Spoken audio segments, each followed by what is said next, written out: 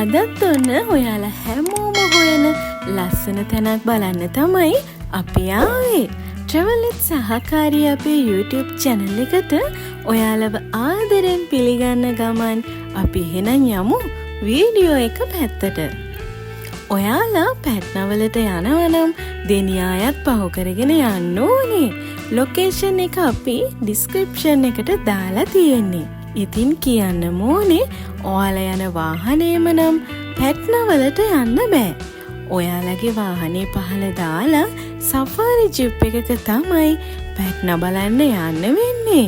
Bike එකක වගේ නම් හිමීට උඩට යන්න පුළුවන්. තවත් සමහර අය නම් පයින්ොත් යනවා. පයින් යන්න නම් ටිකක් අමාරුයි ඉතින්.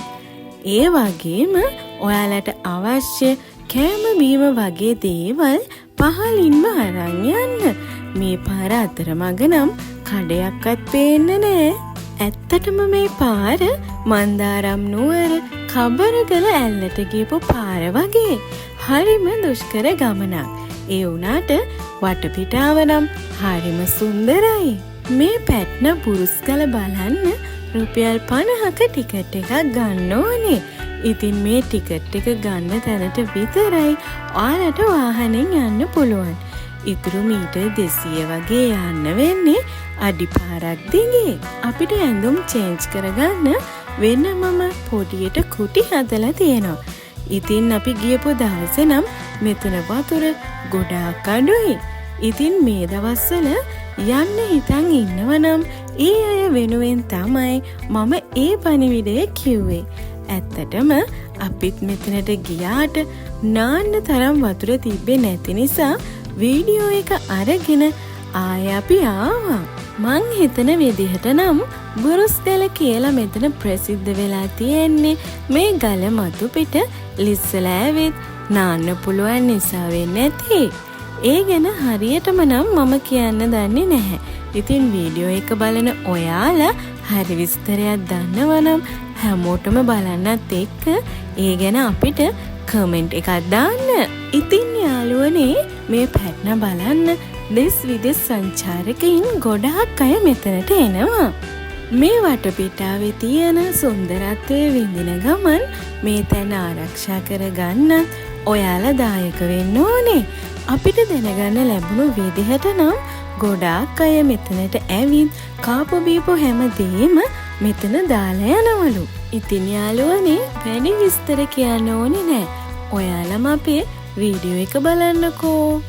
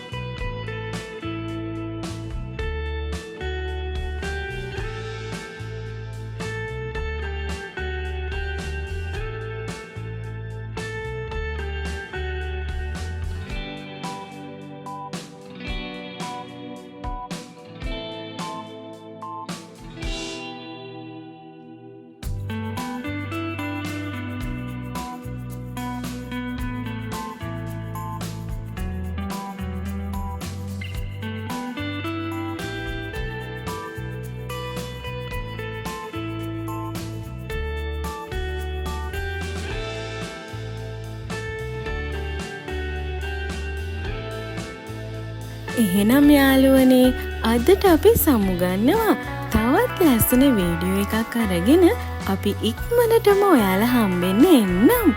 අපේ Travel with Sahakari YouTube channel එක subscribe කරන ගමන් like කරන්න, තව කෙනෙක්ට බලන්න share කරන්න.